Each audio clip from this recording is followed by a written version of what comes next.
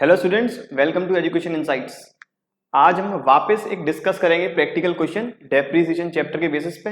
देखिए, मैं क्वेश्चन तब तक कराता रहूंगा जब तक पूरा डेप्रीसिएशन का जो कॉन्सेप्ट है वो आपको क्लियर नहीं होता। आज हम डिस्कस करेंगे क्वेश्चन नंबर 6, वापस 11th क्लास की एनसीईआरटी का क्वेश्चन की स्टार्टिंग। आजाद लिमिटेड परचेज्ड फर्नीचर। आजाद लिमिटेड ने फर्नीचर खरीदा है 1 अक्टूबर 2012 को। इस क्वेश्चन की लिंक जो एनसीईआरटी है उसकी लिंक में नीचे डिस्क्रिप्शन में देने वाला हूं।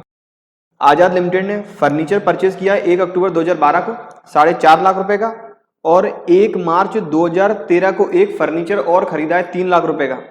वापस मेरा क्वेश्चन करने का तरीका, मैं पहले एक बार पूरा क्वेश्चन थॉरोली पढ़ता हूं, फिर मैं अपनी समरी बनाता हूं, फिर मुझे क्वेश्चन वापस, फिर मैं इसका आंसर स्टार्ट करता हूं। दूसरा फर्नीचर खरीदा है 1 मार्च 2013 को 3 लाख रुपए का।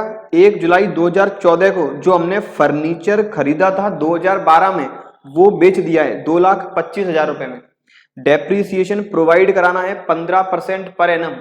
आज रेट क्वेश्चन में डेप्रीसिएशन की 15% है, तो इसका मतलब मुझे कैलकुलेटर की हेल्प लेनी पड़ेगी। 15% मेथड है WDV। अकाउंट्स क्लोज होते हैं 31 मार्च को। सबसे इंपोर्टेंट, अकाउंटिंग ईयर या फिर कैलेंडर ईयर, एंटिटी किस ईयर को फॉलो कर रही है ये पता रहना। तो अकाउंट क्लोज होते हैं 31 मार्च को। फर्नीचर अकाउंट बनाना है, एक्यूमुलेटेड डेप्रिसिएशन अकाउंट बनाना है 31 मार्च 2013 तक का, 14 तक का और 15 का। इसके साथ साथ मैं जो फर्नीचर को बेचने की रिकॉर्डिंग करने वाला हूं वो मैं फर्नीचर डिस्पोजल अकाउंट के थ्रू करूंगा। तो वापस मैं एक बार समरी बना लूं। सबसे पहले फर्नीचर खरीदा है 1 अक्टूबर 2012 को। मेरे पिछले इलस्ट्रेशन में, जो मैंने पिछली वीडियो में डिस्कस किया है, वहां पर मैंने 5 ट्रक परचेज किए थे। हर ट्रक की जो वैल्यू थी 20,000 थी, इसीलिए मैंने सेपरेटली नेम एलोकेट नहीं किए थे। लेकिन अब मैं हर एक फर्नीचर को अलग नेम देने वाला हूं। जो फर्नीचर पहला खरीदा है वो 1 अक्टूबर खरीदा है, मैंने नाम दे दिया है फर्नीचर 1। खरीदा गया है 4.5 लाख का। इसके बाद ये साल बंद होगा 31 मार्च 2013 को। पहला साल बंद होने वाला है 31 मार्च 2013 को। क्या इससे पहले कोई ट्रांजैक्शन है? बिल्कुल है। 31 मार्च 2013 से पहले हमने 1 मार्च 2013 को, 1 मार्च 2013 को एक फर्नीचर और खरीदा है। मैंने नाम दे दिया है जिसे फर्नीचर बी, और अमाउंट है 3 लाख। ये मेरे 2 फर्नीचर हो गए। इसके बाद 1 जुलाई 2014, अब 1 जुलाई 2014 कब आएगी? दूसरा साल बंद होगा 31 मार्च 2014 को। तो 1 जुलाई 2014 31 मार्च के बाद आएगी। इसका मतलब जो फर्नीचर बेचा गया है वो 3rd ईयर में बेचा है। 1 जुलाई 2014 को फर्नीचर बेचा है ए वाला, जिसकी सेल्स वैल्यू है, कितने में बिका है? वो बिका है 2,25,000 में, 2,25,000 में। अब डेप्रीसिएशन का मेथड WDV है, रेट 15% है। अब मुझे वापस क्वेश्चन पढ़ने की जरूरत नहीं। आज मैं स्पेशल हेल्प लेने वाला हूं कैलकुलेटर की। डेप्रीसिएशन सबसे पहले चार्ज करेंगे 31 मार्च 2013 को। कितना डेप्रीसिएशन रहेगा? 15%। तो 4.5 लाख का 15%, ये आपका आता है 67,500। हमने फर्नीचर खरीदा कब है? 1 अक्टूबर। तो 6 महीने का डेप्रीसिएशन ये आ रहा है फर्नीचर ए पे 33,750, और फर्नीचर बी पे 3 लाख रुपए का फर्नीचर है। 15% 45,000, 45,000 यदि 12 महीने का है तो मुझे 1 मार्च से 31 मार्च केवल 1 महीने का ही डेप्रीसिएशन निकालना है, जो कि आ रहा है 3,750। इसके बाद दूसरा साल बंद हो रहा है 31 मार्च 14 को। अब 31 मार्च 14 को मुझे वापस डेप्रीसिएशन लगाना पड़ेगा। अब थोड़ी सावधानी के साथ, क्यों? क्योंकि डेप्रीसिएशन का मेथड WDV है। WDV में डेप्रीसिएशन कैसे चार्ज करेंगे? जिस रेट पे खरीदा माइनस जिस दिन हम डेप्रीसिएशन लगाने वाले हैं उसके पिछले 31 मार्च तक कितना डेप्रीसिएशन चार्ज किया है। मैंने 4.5 लाख में से माइनस 33,750, ओपनिंग WDV इस साल थी 4,16,250। डेप्रीसिएशन लगेगा वापस 15%, तो ये आ रहा है 62,438। कैसे निकाला मैंने, 4.5 लाख माइनस 33,750 मल्टीप्लाई बाई जो अमाउंट आया उसमें मल्टीप्लाई करेंगे 15/100 का। इस बार हम पूरे 12 महीने फर्नीचर यूज कर रहे हैं तो ये पूरे 12 महीने का डेप्रिसिएशन। सेम ऐसे ही दूसरे फर्नीचर में 3 लाख रुपए पे माइनस करेंगे फर्स्ट ईयर का डेप्रिसिएशन और उसका 15%। ये आ रहा है 44,438। मैंने राउंड ऑफ कर दिया है नेक्स्ट रुपये के लिए। अब 1 जुलाई 2014 को फर्नीचर ए बेच दिया है तो वापस मुझे 3 महीने का डेप्रिसिएशन और लगाना पड़ेगा। स्टूडेंट यहां पर गलती क्या करते हैं, जल्दबाजी में 4 महीने का डेप्रिसिएशन चार्ज कर देते हैं, अप्रैल मई जून जुलाई। लेकिन याद रखें जुलाई के पहले दिन तो हमने फर्नीचर बेच दिया है तो जुलाई पूरे महीने का डेप्रिसिएशन क्यों चार्ज किया जाए। तो मुझे डेप्रिसिएशन अब कितना लगाना पड़ेगा, जो मेरी क्लोजिंग WDV आएगी 31 मार्च 2014 को। डेप्रिसिएशन दोनों ईयर का माइनस करने के बाद 4.5 लाख माइनस 33,750 माइनस 62,438, ये वैल्यू आ रही है 3,53,812। इस पर डेप्रिसिएशन चार्ज करेंगे 15%, वो भी 3 महीने का, वो आ रहा है 13,268।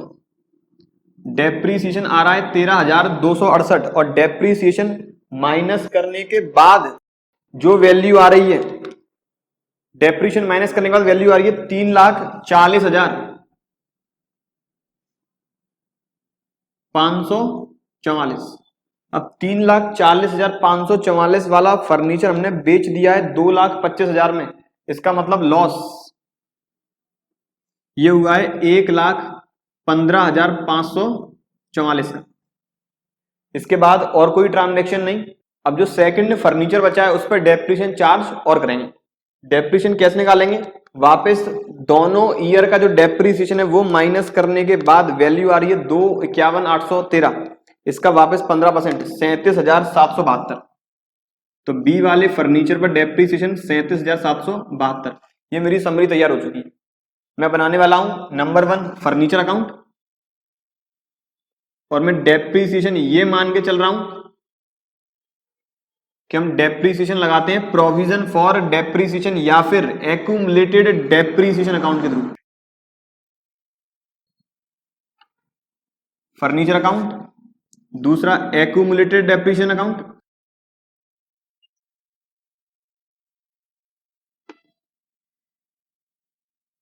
और तीसरा फर्नीचर डिस्पोजल अकाउंट। मैं फर्नीचर जिस दिन बेचा है उस दिन फर्नीचर से related transaction furniture disposal account के थ्रू रिकॉर्ड करने वाला।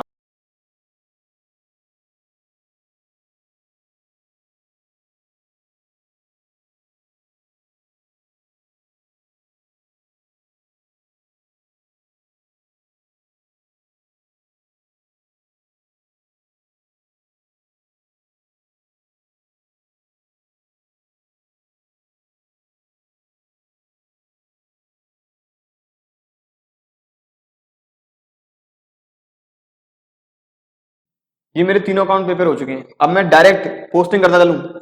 फर्नीचर खरीदने की entry, furniture account debit to bank 2012 1 अक्टूबर को टू बैंक। फर्नीचर खरीदा है, फर्नीचर नाम दिया मैंने ए, 4.5 लाख रुपए का। इसी साल मैंने एक फर्नीचर खरीदा है 3 लाख का। डेट 2013 1 मार्च। टू बैंक वापस फर्नीचर बी, कितने का खरीदा है 3 लाख का। डेप्रिसिएशन वापस एक्यूमुलेटेड डेप्रिसिएशन रिकॉर्ड करेंगे पहले साल के आखिरी दिन 2013 31 मार्च बाई डेप्रिसिएशन।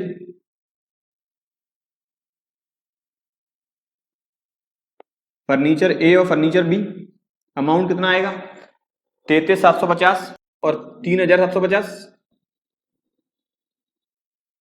Amount total 37,500। पहले साल में और कोई ट्रांजैक्शन नहीं है, दोनों अकाउंट क्लोज करने पड़ेंगे साल के आखिरी दिन। By balance carried down. जब भी हम एक्यूमुलेटेड डेप्रिसिएशन अकाउंट बनाते हैं हमेशा जो एक्यूमुलेटेड डेप्रिसिएशन है इसमें टोटल डेप्रिसिएशन का अमाउंट रहेगा और जो फर्नीचर अकाउंट है या फिर एसेट अकाउंट है वो कॉस्ट पे प्रिपेयर होगा। एक नंबर में ये एमसीक्यू टाइप में क्वेश्चन आ सकता है। वापस अकाउंट ओपन करें, 2013 1 अप्रैल, फर्नीचर अकाउंट में to balance brought down 7.5 lakh, furniture ए बचा हुआ है अभी भी 4.5 लाख का, फर्नीचर बी 3 लाख का। मैं दोनों फर्नीचर की प्रेजेंटेशन अलग अलग दे रहा हूं। रीजन क्या है, एक तो क्लियर रहेगा, यूजर के समझ में आसानी से आएगा, और दूसरा मैं यदि प्रेजेंटेशन दूंगा, जब भी एसेट बेचूंगा, फर्नीचर को बेचूंगा, उस दिन मुझे ज्यादा कंफ्यूजन नहीं होगा, मैं क्लियर ये डिस्टिंग्विश कर पाऊंगा 4.5 लाख रुपए फर्नीचर है, इस पर कितना डेप्रिसिएशन लग चुका होगा और फिर कितने बेचेंगे। दूसरे साल में केवल हमें फर्नीचर का, केवल और केवल फर्नीचर का डेप्रिसिएशन चार्ज करना है। तो पहले साल वाला फर्नीचर अकाउंट हमें बंद करना था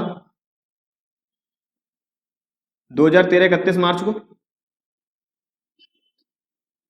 टू बैलेंस कैरेट डाउन, ये मैंने एक्यूमुलेटेड डेप्रिसिएशन अकाउंट कर दिया बंद 37,500 से। वापस ओपन करेंगे 2013 1 अप्रैल। डेट का विशेष ध्यान रखें, मैं हमेशा फोकस करता हूं इस चैप्टर में डेट पे। By balance brought down, furniture A furniture B 33,750 और 3,750, टोटल डेप्रीसिएशन 37,500। इस साल का डेप्रीसिएशन और चार्ज करें, साल के आखिरी दिन 31 मार्च,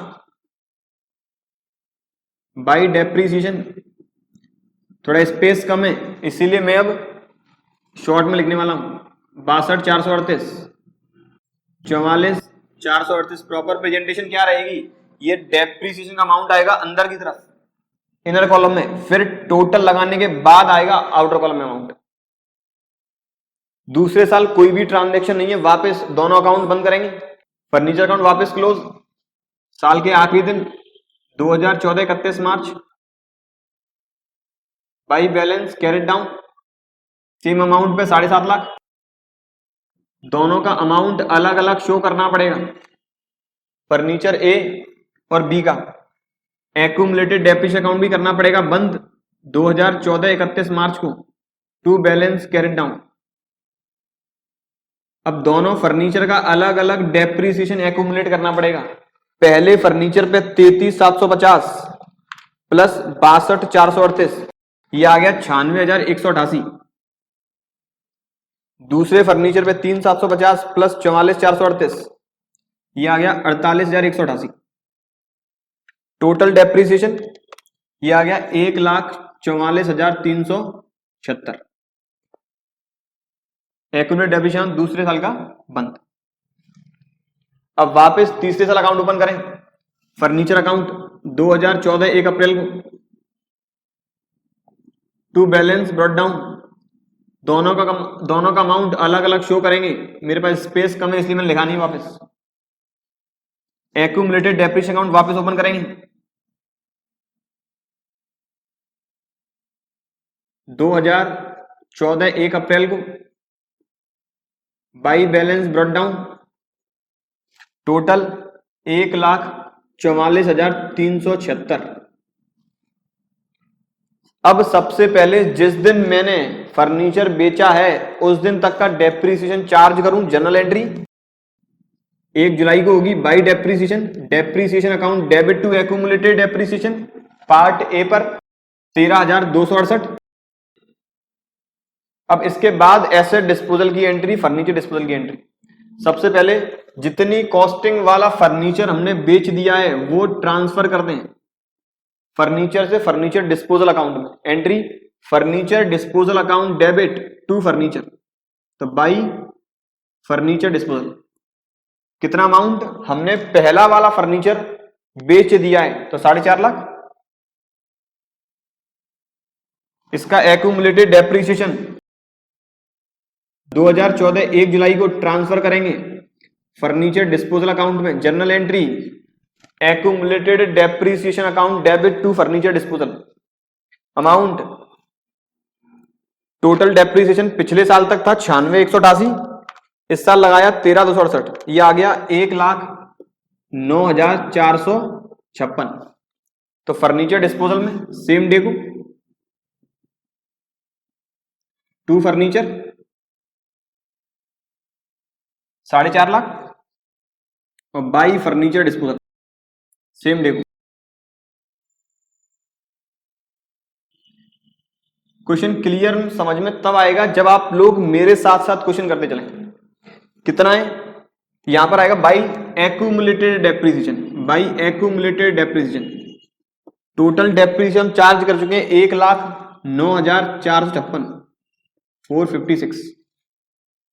एसेट की कीमत मैं निकाल चुका हूं पहले ही 3,40,544 रह गई, बेच दी है 2,25,000 में। तो by bank 2,25,000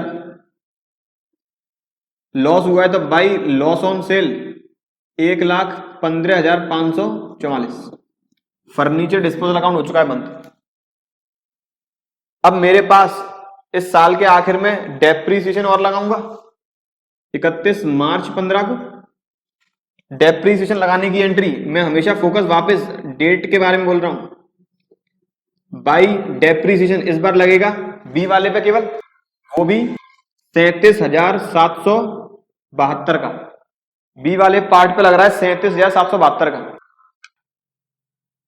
furniture account close 31 मार्च को बाई बैलेंस कैरेट डाउन। अपने पास टोटल 7.5 लाख का फर्नीचर था, 4.5 लाख वाला बेच दिया है, तो इसका मतलब फर्नीचर रह गया है 3 लाख का। एक्यूमुलेटेड डेप्रिसिएशन में बंद होगा 2015 को 31 मार्च। एक्यूमुलेटेड डेप्रिसिएशन में बैलेंस कितना आएगा? मैंने जो फर्नीचर नहीं बेचा है उसका टोटल डेप्रिसिएशन 31 मार्च 2015 तक का आ रहा होगा। मतलब मैं 3,750 ऐड कर लूं, 44,438 ऐड कर लूं और 37,772 ऐड कर लूं, तो यह आना चाहिए एक्यूमुलेटेड डेप्रिसिएशन का क्लोजिंग बैलेंस 85,960 रुपए। तो यहां पर आ जाएगा टू बैलेंस कैरी डाउन 85,960। ये था लास्ट वाली क्लास से थोड़ा कॉम्प्लेक्स क्वेश्चन। अभी और क्वेश्चन डिस्कस करने वाले हैं। मैंने आपको बोला था तब तक क्वेश्चन कराता रहूंगा जब तक बिल्कुल कॉन्सेप्ट क्लियर नहीं होगा। कैलकुलेशन वाला पार्ट अलग है, मुझे जल्दी से आपको समझाना है इसलिए मैंने कैलकुलेटर यूज किया है। आप लोग कैलकुलेटर का इस्तेमाल बिल्कुल नहीं करें। अपने आप कैलकुलेशन तेज होती जाएगी और अकाउंटिंग भी परफेक्ट होती जाएगी। मैं हर एक टॉपिक पर फोकस दे रहा हूं कि कहां गलती होने की प्रोबेबिलिटी ज्यादा है, स्टूडेंट कहां गलती ज्यादा करते हैं। याद रखें डेट का सबसे बड़ा इसमें रोल है, डेट बहुत इंपॉर्टेंट है। तो ये था मेरा आज का लेक्चर। स्टूडेंट्स को प्रॉपर समझ में आया होगा दोनों अकाउंट बनाते कैसे हैं, एसेट डिस्पोजल और एक्यूमुलेटेड डेप्रिसिएशन। और अकाउंटिंग पर और नॉलेज गेन करने के लिए मेरे यूट्यूब चैनल एजुकेशन इनसाइट्स को सब्सक्राइब करें। Thank you.